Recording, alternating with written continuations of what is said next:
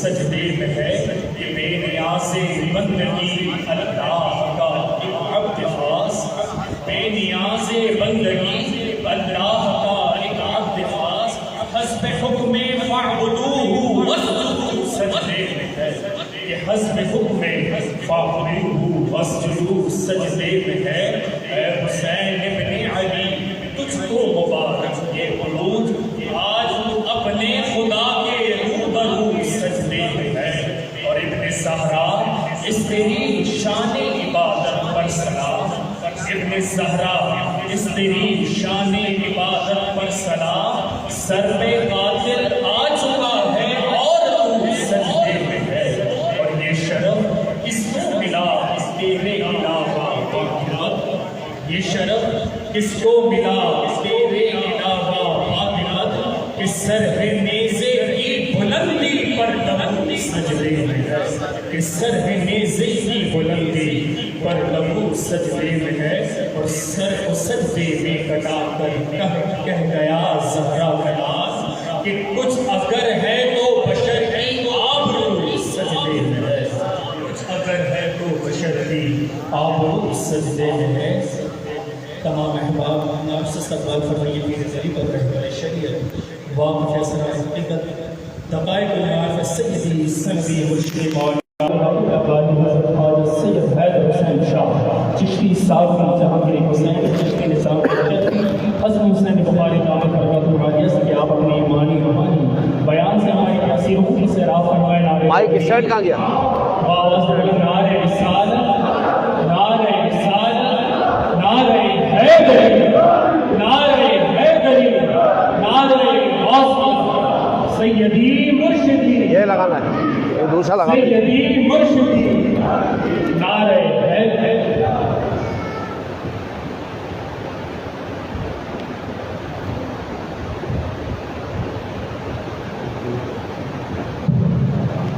ان کو بالکل بڑا انعام کر دے، بالکل بڑا انعام ان کو کر دے، بیچ رکھے ہو ویسے ہی میرا ساتھ نہیں دے رہا، سمجھ رہے ہو؟ اعوذ باللہ من الشیطان الرجیم، بسم اللہ الرحمن الرحیم، الحمدللہ اکتفیٰ والسلام علی عباد الذین اصطفیٰ۔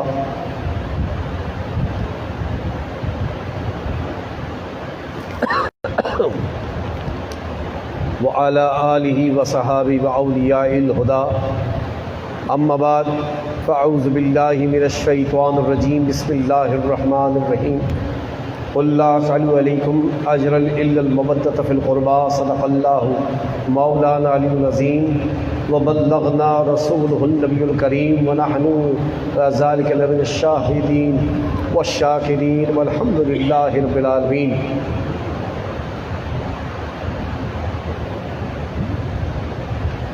شاہ است حسین، بادشاہ است حسین، دی است حسین، دی پناہ است حسین، سردار نداد دست در دست یزید، حقا کے بنا لا الہ الا لا الہ الا است حسین۔ محترم سامعین ذی وقار، صنفا حضرات، واجب احترام دیگر مشائخ اور پیارے میرے بچے مریدان خلفۂ گرامی، اور فیس بک کے ذریعے جو لائیو ہمارا یہ پروگرام جا رہا ہے، جتنی مائیں بہن بیٹیاں اور حضرات اس پروگرام کو ملاحظہ فرما رہے ہیں، اللہ رب العزت کا انتہائی کرم شکر کہ اللہ رب العزت نے آج یوم عاشور پر ہمیں ذکر حسین کے لیے محفل منعقد کرنے کی سعادت عطا فرمائی۔ اگر کوئی یہ سوچ رہا ہے کہ میں امام عالی مقام کی محفل میں آیا ہوں، تو وہ یہ نہ سوچے کہ میں آیا ہوں، بلکہ یہ سوچے امام نے اس کو بلایا۔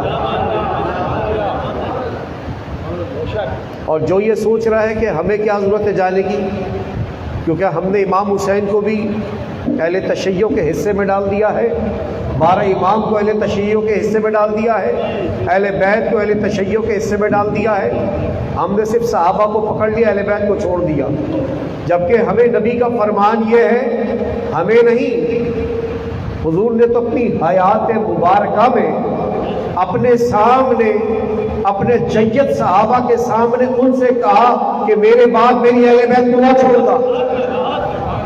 تو جب صحابہ سے کہا کہ میرے بعد میری اہل بیت کو نہ چھوڑنا، تو آپ پر میں کس کھیل کی مولی ہے؟ اور جو آئے نہیں وہ یہ نہ سوچے کہ میں تو گیا نہیں، بلکہ وہ یہ سوچے امام نے اس کو بلایا نہیں۔ اصل بات یہ ہے، میرا سینہ ساتھ تو نہیں دے رہا، لیکن جس طرح آپ کے اپنے اپنے جذبات ہیں، خوش غلو کے ساتھ الہانی آواز کے ساتھ اپنے ادا فرمایا۔ آج میری آواز ساتھ نہیں دے رہی، میرے سینے میں دم نہیں، لیکن میں بھی یہ چاہتا ہوں کہ میں اپنے امام کی بارگاہ میں خراج پیش کروں، اپنے امام کو کچھ نظر پیش کروں۔ کیوں؟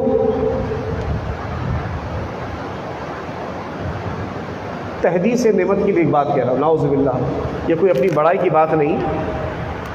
اگر سچی محبت آج بھی اہل بیت سے ہو، آپ یقیناً سب مہمان اہل بیت بیٹھے، لیکن میں بات کر رہا ہوں کہ سچے دل سے آپ اہل بیت کی محبت کو اپنے دل میں جاگزی کر لیں، اس خاندان سے وفادار ہو جائیں، اصحاب رسول کی تعظیم کو ملحوظ خاطر رکھیں۔ آپ یقین کیجئے، میں نے اپنے بزرگوں سے یہی تعلیمات لی، یہی اپنے مرشد سے سیکھا۔ بچپن سے جو والدین کی تربیت ملی، والد کو اسی حال میں دیکھا کہ اپنے والد محترم سے جو ہم نے دیکھا سیکھا کہ اہل بیت کا ذکر اور راتوں میں قیام اللیل و سجود سجدوں کی کثرت، تو جو اپنے آباء و اجداد سے ملی تو اسی چیز کو ہم نے فالو کیا، اور ہم نے اپنی زندگی میں کبھی نہیں دیکھا کہ محرم کا مہینہ ہو اور گھر میں خوشی ہو۔ اب امت کا یہ حال ہو گیا ہے، امت کا یہ حال ہو گیا ہے کہ ترانے تو اہل بیت کے گاتے ہیں، اور جب مہینہ اہل بیت کا آئے تو اس میں شادیاں رکھتے ہیں۔ یہ ہے کہ ٹکڑے سرکار کی آل کے کھا رہے، ان کے نام پر کھا رہے، اور سرکار کی آل کے جب مہینہ آئے تو قرآن میں کہاں لکھا ہے، حدیث میں کہاں لکھا ہے کہ محرم میں شادی نہ کرو؟ تو بھائی شادی تو رمضان میں بھی منع نہیں ہے، احترام رمضان میں آپ شادی نہیں کرتے، اس لیے نہیں کرتے کہ شرعی کسی کا روزہ نہ چھوٹ جائے، بھائی رات میں ہی رکھتے تراویح نہ چھوٹ جائے، تو رمضان کے بعد شوال میں کریں گے۔ منع رمضان میں بھی نہیں ہے، پورے 12 مہینوں میں مہینہ نہیں ہے، لیکن محرم الحرام میں وہ تمام ناصبی اور خارجی جن کے دماغوں میں فطور بس گیا ہے اور جنہوں نے بنو امیہ کے ٹکڑے کھائے ہیں، وہی آج اچھل رہے ہیں۔ میں تو ایک دعوے سے بات کہتا ہوں، لائیو جا رہی ہے، میں اس گھر کا سب سے ادنا غلام ابن غلام ہوں کہ ہم نے نہ ہمارے آباء و اجداد نے نہ بنو امیہ کے ٹکڑے کھائے ہیں، ہم نے تو جب بھی کھایا ہے نبی اور آل نبی کا کھایا۔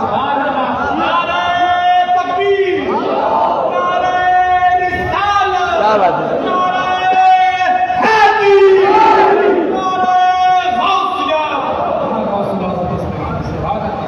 اصل میں بات تقریر نہیں ہے، آج آپ کو میسج دینا ہے، پیغام دینا ہے۔ چند حضرات آئیں، یقیناً بہت سارے حضرات گھروں میں فاتحہ ہے، چاہنے والوں کے گھروں میں یوم عاشور میں فاتحہ ہے، اور امام حسین کسی فرقے کی میراث نہیں ہے۔ امام علی مقام کی شان میں تو ہندوؤں نے بھی کلام لکھ دیے ہیں۔ امام حسین ایک سمبل، ایک علامت ہے، حق اور باطل کی جہاں بات آئے گی وہاں میرے امام حسین کا نام ضرور آئے گا۔ اصل بات یہ ہے، تو ایک بات کر رہا تھا، نعت خواں یہ بھی ہے ماشاءاللہ، قصیدے پڑھ رہے ہیں، اہل بیت کے کھا رہے ہیں، سب کچھ کر رہے ہیں، لیکن بات ہوتی صرف زبان سے نہیں، دل سے بھی۔ کم سے کم یہ تو سوچنا چاہیے ان بدبختوں کو جو جواز ڈھونڈ رہے ہیں محرم میں شادی کا۔ ارے بھائی بات یہ ہے، 12 ربیع الاول رسول پاک صلی اللہ علیہ وسلم کی ولادت کا دن ہے، اور علماء محدثین فرماتے ہیں 12 ہی ربیع الاول آپ کی وصال کی تاریخ بھی ہے۔ اب مجھے بتاؤ کہ ہم اس دن کیا کرتے ہیں؟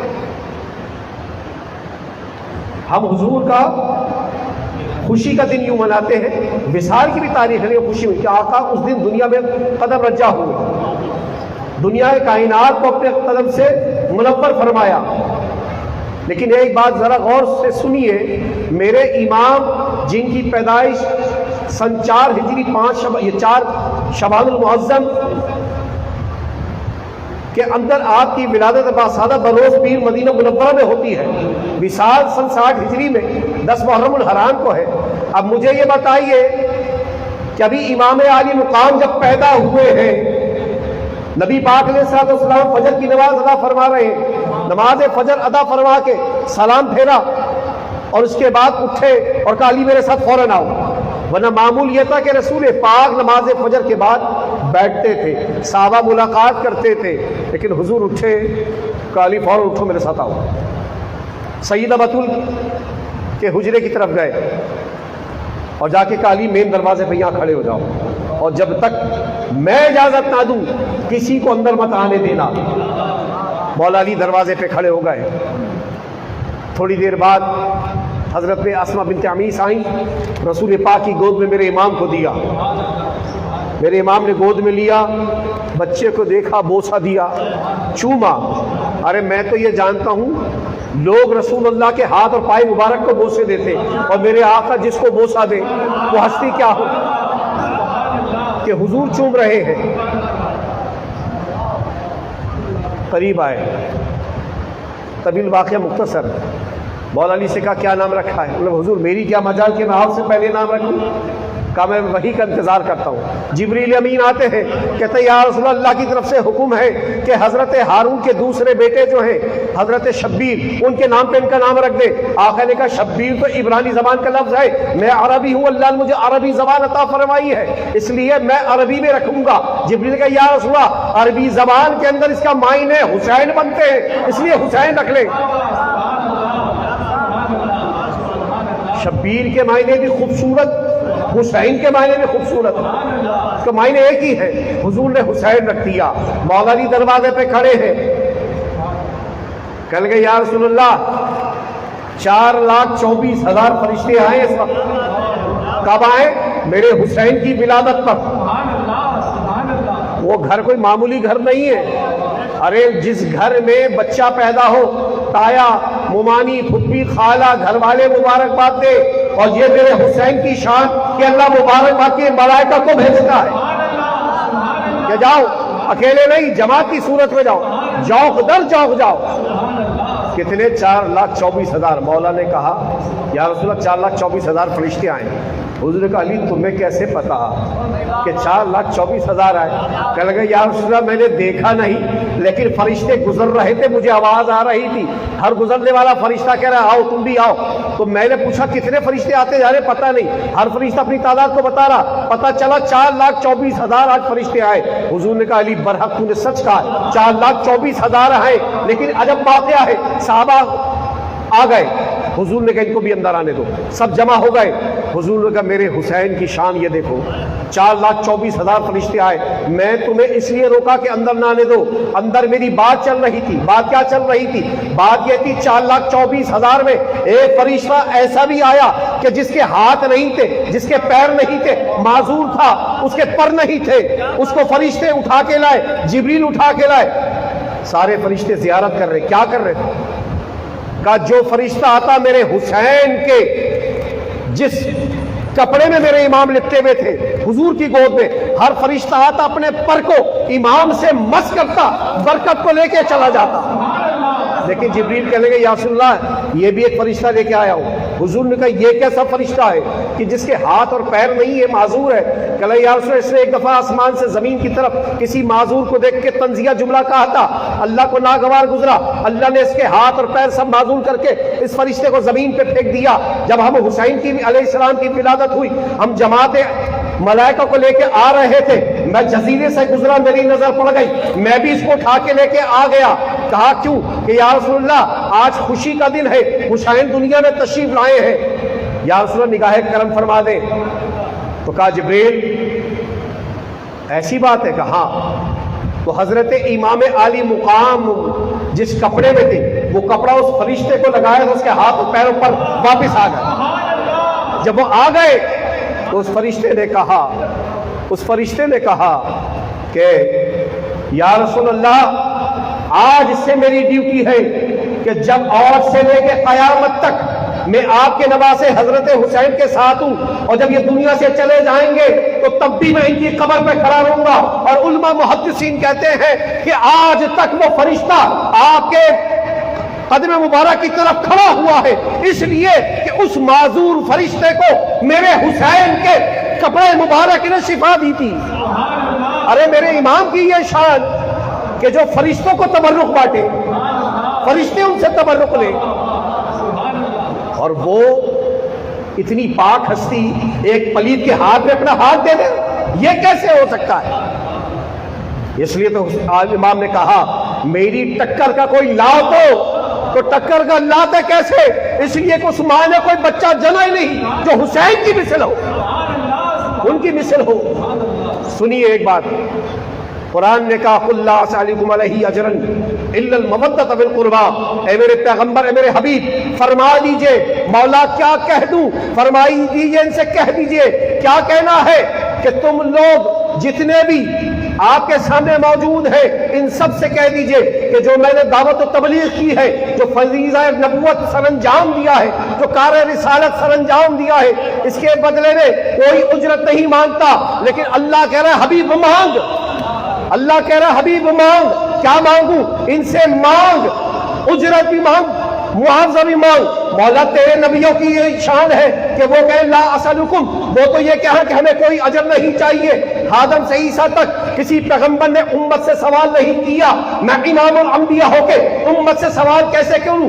فرمایا ہر نبی نے کہا کہ ہم کو اجر اللہ سے چاہیے ہے، تو پھر سید العالمین کے لیے کیسے جائز ہے کہ وہ مخلوق سے سوال کرے؟ آپ کی فرائض اور خدمات عالیہ کا صلہ یہ ہو کہ آپ امت سے سوال کریں، لیکن اللہ کا حبیب مانگ۔ کیا مانگوں؟ الا المودۃ فی القربى، میں رب ہو کے کہہ رہا ہوں، تیری زبان سے نکلوا رہا ہوں تاکہ قیامت تک یہ بات لوگوں تک پہنچ جائے کہ تیرے حبیب، تیری آل، تیری اولاد، تیرے گھر کی محبت جس کے دل میں ہوگی ایمان وہی ہوگا، اور ان کی محبت فرض عین ہے۔ ان کی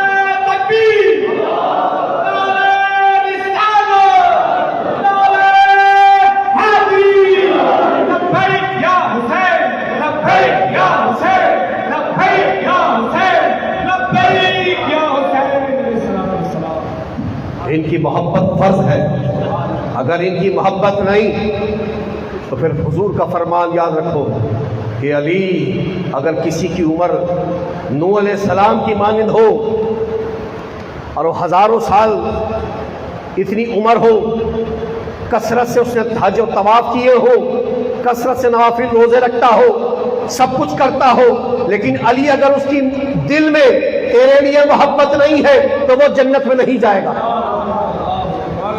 تو اب مجھے بتائیے، لوگ کہتے ہیں جی یہ اقتدار کی جنگ، صحیح کہا، یہ اقتدار کی نہیں، یہ اقدار کی جنگ تھی، یہ اقدار کی جنگ تھی۔ ایک طرف حسین و جمیل، وہ شخصیت جس کے مقابل کوئی نہیں ہے، اور میرے امام کی کیا شان کہ امام حسن اور حسین کے لیے اللہ کے رسول دنیا میں کہہ گئے، لیکن کچھ بدبخت ایسے بھی تھے کہ حضور کی ان حدیثوں کو جانتے ہوئے حضور کے ان پھولوں کو نہیں پہچانا، اور حضور کہہ رہا الحسن والحسین سید الشباب اہل جنہ، میرے حسن حسین تمام جنتوں میں نوجوانوں کے سردار ہیں، لیکن فرما دیا ایک بات اور کہہ دی، جنت میں تمام نوجوانوں کے سردار ہیں، تو جنت میں بوڑھا تو کوئی جائے گا نہیں، سبھی جوانوں کے جائیں گے۔ تو جس جنت میں صحابہ کرام ہیں، اہل بیت ہیں، سبھی ہیں، تو اس جنت میں اللہ کے رسول کہہ رہے ہیں اس جنت کے سردار کون ہیں نوجوانوں کے؟ امام حسن اور حسین، اور یہ دنیا میں میرے دونوں پھول ہیں، میں دنیا میں ان دونوں پھولوں کو سونگتا ہوں۔ دوسری بات، آج لوگ کہتے ہیں تم روتے کیوں ہو؟ ہم نے تو اپنے شیخ طریقت بابا فرید مسعود گنج شکر سے سنا، آپ کہتے ہیں راحت القلوب میں ارے محرم کی 10 تاریخ آتی ہے تو ہیرنی اپنے بچوں کو دور کر دیتی ہے. آج کے دن ہیرنی اپنے بچوں کو دودھ نہیں پلاتی. کیوں؟ اس لیے کہ اس جانور کو پتا ہے کہ آج کے دن پانی آل نبی پر بند ہوا تو وہ اپنے بچوں کو غذا نہیں دیتی. اور کچھ وقت ایسے ہیں کہ بھائی سب دن سب کرنا چاہیے، شادیاں بھی کر رہے، سب کچھ کر رہے. بیٹا جواب تو تمہیں اوپر جا کے دینا ہے. یہاں نوٹ تو بہت کما لیے تم نے، نوٹ تو بہت کما لیے، لیکن جب اوپر جاؤ گے تو کیا رسول اللہ کو منہ دکھاؤ گے کہ میری آل؟ کچھ ایسے بھی ہیں جو کہتے ہیں صرف جی وہ واقعہ تو 60 ہجری میں ہوا ہے، اب کوئی ہوا ہے تو بار بار ہم کیوں منائیں؟ تو جب 60 ہجری میں ہوا ہے تو امام حسین پیدا ہوئے تو خوشی کے ساتھ رو بھی تو رہے آقا. جبریل کہہ رہے یا رسول اللہ آپ کی امت ان کو شہید کر دے گی. ادھر آقا نے رونا شروع کیا. مولا علی کا یا رسول اللہ کیوں رو رہے؟ کہ جبریل نے پیدائشی خوشی کے ساتھ مجھے یہ بھی بتایا ہے کہ میرے حسین کو کربلا میں شہید کر دیا جائے گا دریا فرات، نہر فرات کے پاس، تو میں رو رہا ہوں. اور اسی سال میں مظلومیت میں نہ اس وقت تو ہوگا، نہ فاطمہ ہوگی، نہ اس کا بھائی حسن ہوگا. سید ہے جب یہ بات سنی تو مولا علی رو رہے ہیں. بات مولا علی سے سید کائنات تک پہنچی، آپ رونا شروع. اب مجھے بتاؤ بھی امام علی مقام پیدا ہوئے، شہید نہیں ہوئے، لیکن حضور پہلے سے رو رہے.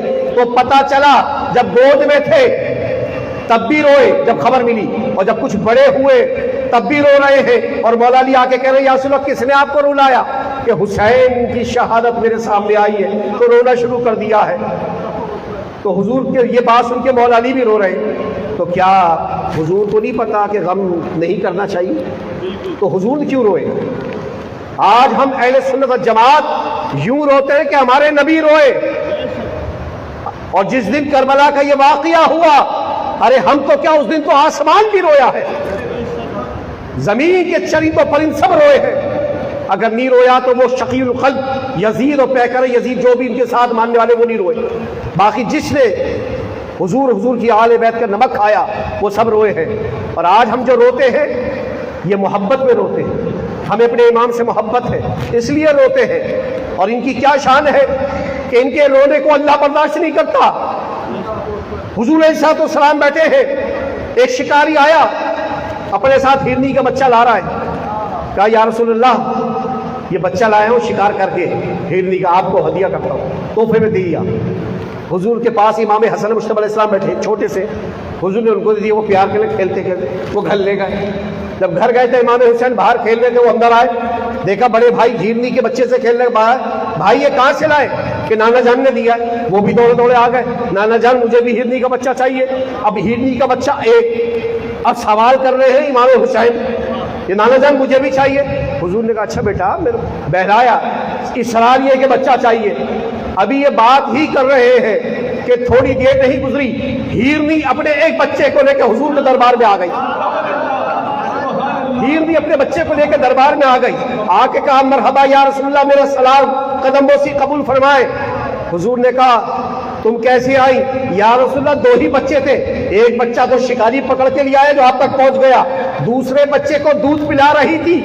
ہاتف غیب سے آواز آئی اس سے پہلے کہ حسین کی آنکھ سے آنسو نکلے تو ہرنی رسول اللہ کے دربار میں پہنچ جا. وہ ہرنی کہتی ہے میں نے دودھ چھوڑا اپنے بچے کو لے کے میں فوراً دوڑتی ہوئی آئی. اللہ نے کہا اس سے پہلے اگر حسین رو گیا، حسین کی آنکھ میں آنسو آ گئے تو سمجھ لے. وہ ہرنی کہتے ہیں یا رسول اللہ میں امام کے رونے سے پہلے سے آ گئی، یہ میرا دوسرا بچہ بھی امام کو دے دے. سبحان اللہ سبحان اللہ. اور ہم کہتے تمہیں حسین کی محبت سے کیا ملے گا؟ یہ بات ہم نے کہاں سے سیکھی؟ صحابہ کہتے ہیں ہم نے رسول اللہ کو دیکھا، حضور گزر رہے ہیں ایک گلی سے، ایک چھوٹا سا بچہ کھیل رہا ہے، حضور نے اس کو گود میں اٹھا کے خوب چوما، پیار کیا، اپنی یہاں اس جگہ پہ بٹھا لیا، اپنے بٹھا کے بڑا پیار کرتے رہے، شفقت فرما رہے. صحابہ کرام یا رسول اللہ کون ہے یہ؟ اس بچے کو آپ اتنا پیار کیوں کر رہے ہیں؟ ہم نے پہلے کبھی نہیں دیکھا.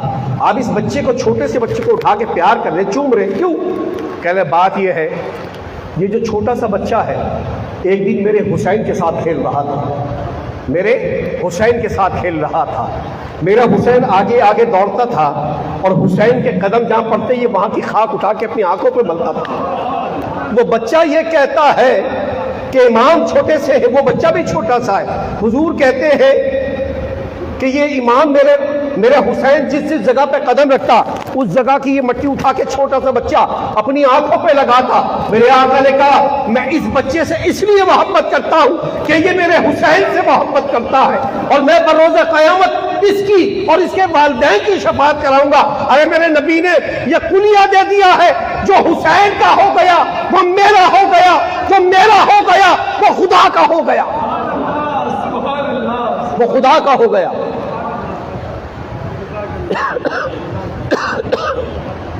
تو سامعین ذی وقار اپنے دلوں میں اہل بیت کی محبت کو لازم پکڑیں. یہ آج کل سوشل میڈیا کا دور ہے, ہائبرڈ وار ہے, الٹی سیدھی افواہیں ہیں, من گھڑت احادیث سے لوگوں کے ذہن سازی کی جا رہی ہے اور لوگوں کو گمراہ کیا جا رہا ہے. ہمیں اپنے اہل سنت میں چھپے ہوئے ہم نے رافضیت کا بھی قلعہ کما کرنا ہے, ہم نے خارجیت کا بھی قلعہ کما کرنا ہے, ہم نے ناصبیت کا بھی قلعہ کما کرنا ہے. نہ ہم ان گستاخوں میں ہیں جو ہمارے صحابہ کرام کے اوپر بھونکیں. اور جہاں تک بات ہے اہل بیت کی تو میں نے آپ کو پہلے کہہ دیا اس پر کسی کا کمپرومائز نہیں ہے. یہ گھر اور ترتیب وہی ہے جو رسول اللہ کی دی ہوئی ترتیب ہے,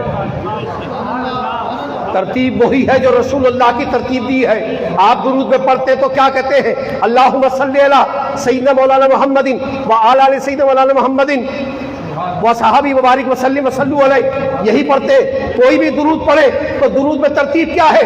آل پہلے ہے پھر اصحاب ہے, آل پہلے ہے پھر اصحاب ہے. اس لیے کہ جب درود پڑھا جاتا ہے تہجد کے اندر بھی تب بھی السلام علیکم ایھا النبی رحمۃ اللہ وبرکاتہ, السلام علیکم وعلی عباد اللہ الصالحین. تو حضور پر حضور کی آل کے بعد اصحاب. ہم سب کے ماننے والے, پیار کرنے والے, اور ہم کو یہ سارے طریقے صحابہ نے سکھائے ہیں. ہمیں امیر المومنین عمر فاروق نے سکھایا ہے, یہ طریقہ حضرت ابوبکر صدیق نے سکھایا ہے, حضرت عثمان غنی نے سکھایا ہے, حضرت ابو ہریرہ نے سکھایا ہے. تو وہ اتنا بڑا جلیل القدر صحابی 5000 سے زیادہ جس کی احادیث مرویات موجود ہیں, اور میرے امام ایک جنازے سے آ کے نماز پڑھا کے آ کے بیٹھے. ہجوم ہے, ایک پتھر پہ اونچے پہ بیٹھ گئے امام حسین, اور ابو ہریرہ ضعیف صحابی ہے, امام حسین کی نوجوانی کا عالم ہے. ابو ہریرہ نے دیکھا کہ میرے امام پتھر پہ بیٹھے ہیں, پیر لٹکے ہوئے ہیں, لیکن کہیں سے گزرے ہوں گے تو نالے مبارک کے اوپر کہیں سے مٹی کی گرد و غبار کچھ لگ گئی.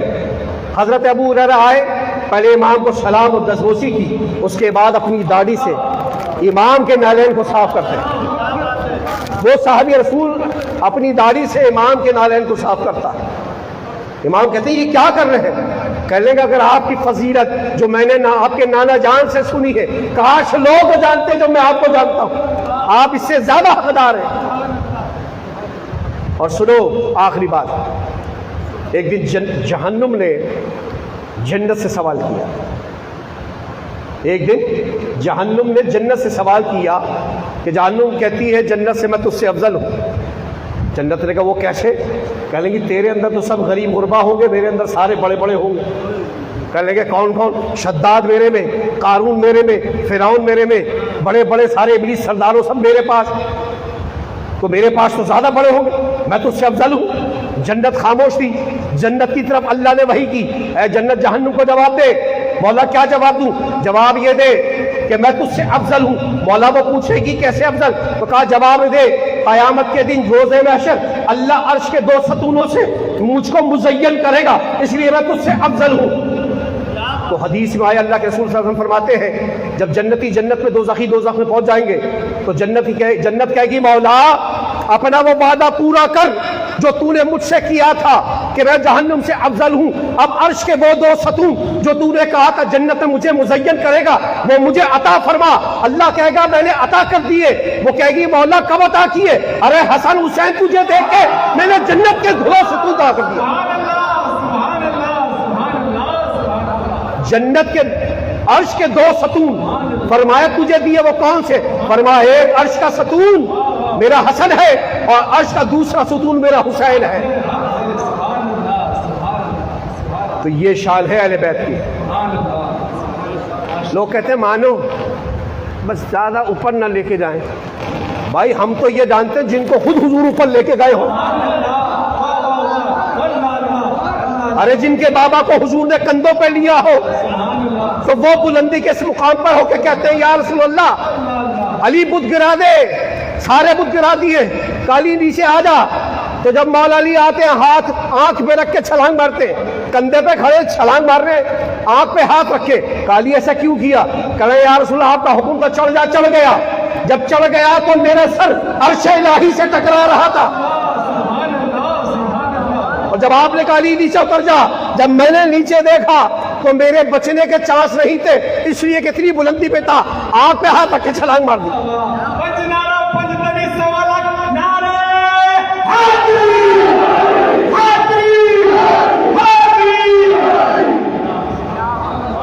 تو بھائی جن کے بابا کو کندھوں پہ لیں تو اس بلندی پہ، تو پھر مجھے ایک بات بتائیے نا، جن کے لیے سجدوں کو طول دیا ہو، جن کے لیے خطبوں کو چھوڑ دیا ہو۔ اچھا آپ لوگ جمعہ پڑھنے جاتے ہیں، کسی مولوی صاحب سے پکڑ لیے گا کبھی، یہ پکڑے ایک دفعہ کسی نہ کسی مولوی صاحب کو، مولوی صاحب سے پوچھیں جمعے کے خطبے میں آپ اٹھتے اور بیٹھتے جو ہے، برائے مہربانی یہ بتا دیجئے یہ اس کی وجہ کیا ہے؟ یہ جمعے کے خطبے میں جو امام صاحب اٹھتے ہیں اور پھر بیٹھ جاتے ہیں، پھر کھڑے ہوتے ہیں، یہ اٹھنا بیٹھنا یہ آپ نے کہاں سے سیکھا؟ اگر صحیح نسل سنی ہوگا تو بتا دے گا، وہ یہ کہے گا بھائی وجہ یہ ہے حضور نے ایسا کیا تھا، حضور اٹھے تھے، حضور بیٹھے تھے، پھر کھڑے ہو گئے، اس لیے کیا۔ اچھا یہ بھی بتا دیجئے حضور نے ایسا کیا کیوں تھا؟ اس لیے کیا تھا کہ جمعے کا خطبہ حضور دے رہے، حسنین کریمین سرخ رنگ کے کرتے پہن کے چھوٹی سی عمر میں گرتے پڑتے جب آ رہے، آقا خطبہ دے رہے، آقا نے کہا اس سے پہلے میرے دونوں شہزادے گرے، حضور نے خطبے کو چھوڑ دیا، نیچے اتر کے آ گئے، دونوں شہزادوں کو گود میں لیا، منبر پر آ کے بیٹھ گئے اور پیار کیا، اس کے بعد بٹھال کے پھر خود کھڑے ہو گئے۔ تو پتا چلا جن کے لیے حضور اپنے خطبے کو چھوڑ دے، جن کے لیے حضور اپنے سجدوں کو طویل کر دے، جن کے لیے حضور نمازوں کو لمبا کر دے، تو حضور نے بتا دیا یہ مشق میں نے حسین کو اس لیے کرائی تھی کہ کربلا کا جب معرکہ ہو اور باطل تیرے سامنے ہو تو حسین اس دن بھی تو اپنے سجدے کو نہ چھوڑنا۔ تو آج اس صدی میں آ کے ایک مولوی کہتا ہے کہ امام عالی مقام کا وہ سجدہ نقلی سجدہ تھا، امام نے سجدہ نہیں کیا بلکہ وہ تو نقلی نماز تھی، امام تو بے وضو تھے۔ ارے جن کی ماں اتنی پاک ہو کہ میرا امام حسن جب پیدا ہوتے ہیں تو ہم نے پڑھا کہ امام حسن پیدا ہوئے تو سیدہ کا جو وضو تھا اسی وضو سے سیدہ نے کھڑے نماز ادا کی، کوئی غلاظت، کوئی ناپاکی، کوئی پلیدی سیدہ کے ساتھ ظاہر نہیں ہوئی۔ جس وضو سے آپ نے امام حسن کو پیدا کیا، آپ کا وضو تک نہیں ٹوٹا، اٹھی وضو کر کے نماز وہ نہیں دوبارہ پڑھی، اسی وضو سے نماز کی۔ تو سمجھانا ان مولویوں کو یہ تھا جو کہہ رہے وضو کے لیے پانی تو وضو کہاں سے، خون میں تو وضو چلا جاتا ہے۔ ارے جن کی اس لیے اللہ کو پتا تھا کہ کچھ اس لیے مولا علی نے کام کیا تھا، مولا علی نے کام کیا اپنے دور حکومت میں جب آئے تو کوفے میں بہت سارے منبروں کو توڑا تھا، بہت سارے وائزوں کو ہٹایا تھا، صرف امام حسن بصری چند لوگوں کو چھوڑا، باقی سب وائزوں کے منبر توڑوا دیے۔ کہا ایسے امام کو اپنا مقلد، ایسے امام کے مقلد نہ بنو، اس لیے کہ جاہل آدمی کو جب تم دیندار سمجھ کے پکڑو گے تو وہ خود بھی گمراہ ہوگا، تمہیں بھی گمراہ کرے گا۔ ارے ہم جیسے جاہل ہو کے، ہم بچے ہو کے، جاہل ہو کے، ہمیں یہ پتا ہے کہ جس ماں سے بچہ پیدا ہو وہ ناپاک نہ ہو، تو وہ جو بطول کے بدن سے نکلا ہو وہ ناپاک کیسے ہو، جن کی طہارت کی خود خدا قسمیں کھاتا ہو۔ انما یرید اللہ لیذھبکم عن الرجس اہل البیت ویطہرکم تطہیرا۔ اللہ تو کہتا ہے پیغمبر کے اہل بیت تم کو میں نے ایسے پاک و صاف کر دیا اور ایسا کر دیا جیسے تمہیں پاک و صاف رہنے کا حق ہے، ہر پلیدی ناپاکی تم سے دور کر دی ہے۔ تو پتہ چلا خناس ذہنوں میں ہے اہل بیت کے متعلق جو سوچتے ہیں۔ بھائی کثرت لشکروں کو مت دیکھو، کثرت مریدوں کی مت دیکھو، یاد رکھنا کربلا میں کثرت سے فیصلہ کرو تو یزید حق پر ہو جاتا، یزید حق پہ نہیں تھا، کثرت نہیں، وہاں کم تر کتنے 72، وہ 72 سمجھا گئے، قیامت تک سمجھا گئے کہ اگر تم ان 72 کو سمجھنا چاہتے ہو قرآن حدیث کی روشنی میں تو آج حضور کی آج یہ سمجھا کے چلی گئی کیا کہ حق دیکھ رہے ہو تو ادھر دیکھو جہاں 72 تھے۔ حضور نے پہلی کہہ دیا میری امت پہ کتنے فرقے ہوں گے؟ 72، 73، ایک فرقہ ناجی یعنی ایک جماعت ناجی نجات ہے، باقی 72 جہنمی۔ تو وہ 72 سمجھا گئے کہ ہم 72 سے جڑ جاؤ تو اس فرقے میں آ جاؤ گے، اس جماعت میں آ جاؤ گے جو نجات یافتی والی ہے۔ اور اس لیے حضور کہہ کے گئے تھے کہ میرے باپ میری اہل بیت کو تھام کے رکھ لو، انا تارکم فیکم الثقلین، میں تمہارے درمیان دو وزنی بھاری چیزیں چھوڑ کے جا رہا ہوں، ایک اللہ کی کتاب جس میں نور و ہدایت ہے اس سے جڑ کے رہو، اس پر عمل کرو، اور دوسری میری اہل بیت میری اطرت ہے۔ اور سن لو قرآن اور اہل بیت کبھی جدا نہیں ہوں گے، بلکہ یہاں سے لے کے حوض کوثر تک یہ دونوں میرے پاس آئیں گے۔ تو حضور سمجھا گئے، جنہوں نے قرآن نیزہ کو اٹھایا تھا وہ یہ سمجھ رہے تھے کہ ہم حق پر ہیں، میرے امام نے تو خود نیزے پر چڑھ کے قرآن کی تلاوت کر کے بتا دیا کہ ہم خود سراپا قرآن ہیں، ہم خود سراپا قرآن ہیں، اس لیے کہ قرآن ہم اہل بیت سے جدا نہیں ہوگا، اور ہم ساتھ ساتھ تو دامن رسول کو تھامنا ہے۔ تو حضور کی آل، اولاد اور اولاد آل سے محبت اور تعلق پیدا کیجئے، اور خدا کے لیجئے اپنی نسلوں کو ایسب ناصبی ملاؤں سے، ایسب ناصبی پیروں سے بچائیے جن کے دل میں ظاہری طور پر تو اہل بیت کی محبت ہو اور باطن میں کسی اور کی تعریف کرتے ہو۔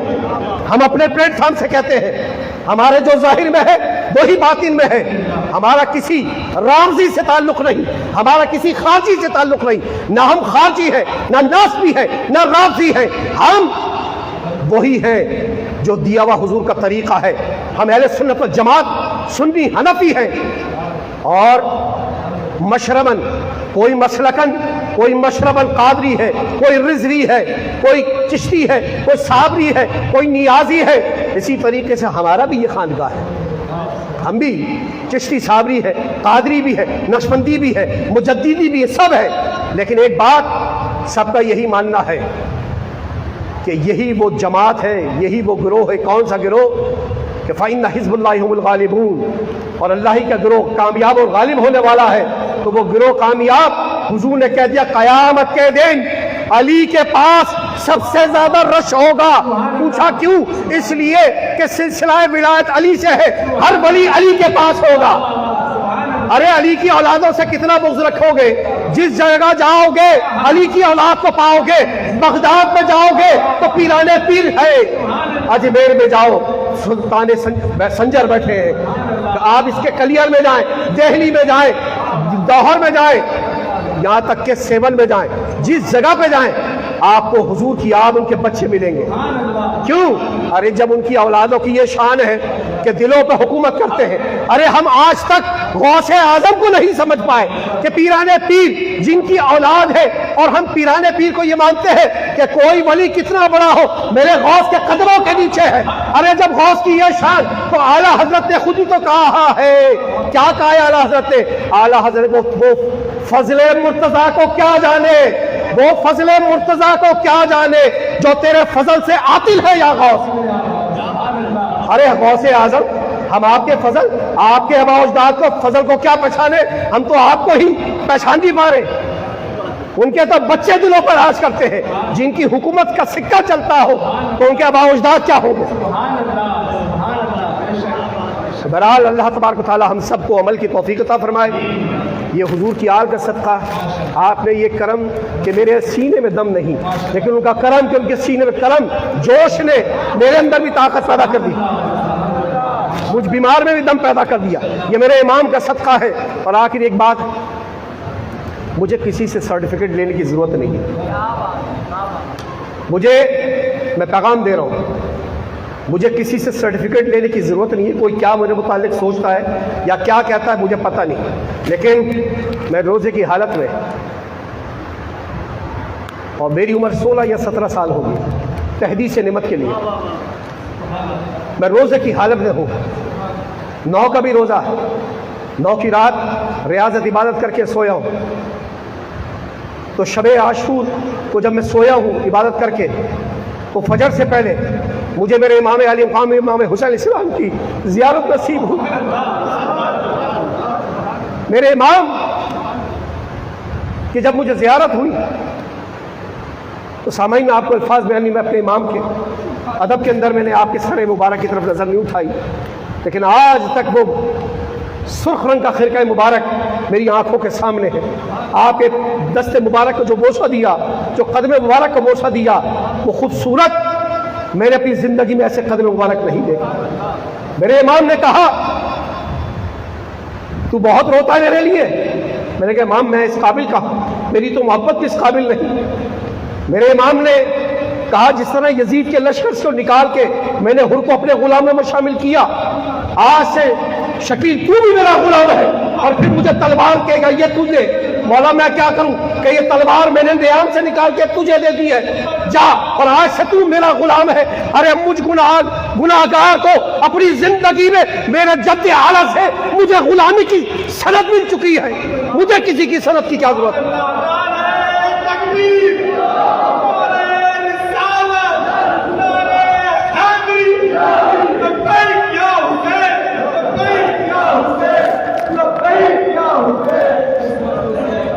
آپ کوئی مانے یا نہ مانے ہمیں سے غرض نہیں ہے. الحمدللہ دنیا میں سند مل گئی ہے. جب ان کی غلامی کی تو تلوار اس لیے تو دی تھی، اب سمجھ میں آتا ہے کہ وہ تلوار کا وقت آئے گا اور تجھے ناسبیت اور خارجیت کے خلاف کھڑا ہونا ہے. الحمدللہ تو اپنے ان بچوں کو لے کے مشن لے کے چل رہے ہیں کہ جب کوئی کتا سیدنا ابوبکر صدیق میں بھونکے گا تو ہم اس کی بھی زبانوں کو کھینچ لیں گے. اگر کوئی امیر المومنین عثمان غنی کی شان میں بات کرے گا یا کسی خلیفہ راشد کی شان میں گستاخی کرے گا تو اس پلیٹ فارم سے اس کا بھی خلا خبر کیا جائے گا. لیکن حضور کے بچوں پر اگر کوئی بھونکے گا تو اس کو بھی ہم نہیں چھوڑیں گے. اور چھوڑنے سے مراد کیا ہے؟ ہم نے امام سے یہی سیکھا ہے، امن امن اور صرف امن. امن سے اپنے کردار سے لوگوں کو جیتو. امام عالی مقام نے اپنے کردار سے لوگوں کو پھیرا ہے. ان 72 نے وہ کروٹ لے لی کہ رہتی دنیا تک آج یزید اور یزید کی نسل کا پتہ تک نہیں ہے. لیکن آپ گلی گلی کوچے کوچے دیکھیں، چھوٹے چھوٹے بچے سبیل بنا کے بیٹھے. بھائی یہ کیوں بنائیے؟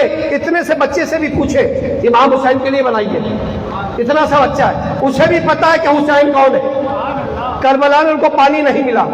ہم ایک دن روزہ رکھ لیں ایمانداری کی حالت خراب ہو جاتی ہے. بھوکے پیاس میں کیا ہو جاتا ہے؟ جو 3 دن بھوکے پیاسے ہو، جوان تو چھوڑے بچے بھی ہیں، اس میں چھوٹے سے 6 ماہ کے بچے بھی ہیں. اور وہ بچے جنہوں نے اپنا بھی خون، اس خاندان میں وہ بچے بھی شامل جنہوں نے اسلام کے لیے اپنا خون دیا. اللہ رب العالمین آپ سمیت جتنے لوگ یہاں مجھ سے میرے ساتھ موجود ہیں، میرے پاس الفاظ نہیں، بس اللہ سے ایک دعا ہے کہ مولا ایمان کی زندگی کے ساتھ ثابت قدم رکھ. اور مجھ سے ہمارے جتنے لوگ ہاتھ رہے اللہ پاک بروز محشر ہمیں خاندان نبوت اولاد علی اور رسول پاک صلی اللہ علیہ وسلم کی اولاد امام حسن حسین، ان کے غلاموں کے غلاموں کے غلاموں میں اللہ ہمارا نام درج فرمائے. اور روز محشر اللہ ہمیں اہل بیت کے ساتھ ان کے چانوں والا حشر فرمائے. اور جو پڑھنے والوں نے پڑھا، سننے والوں نے سنا، اللہ پاک اپنی عقیدت کا اظہار کیا. مجھ گناہگار کی طرف سے جو میرے چند کلمات کہے کہ اللہ میرے امام کی بارگاہ میں، حضور کے اہل بیت کی بارگاہ میں یہی میری بخشش کا سبب بنا دے. وما علینا الا البلاغ المبین.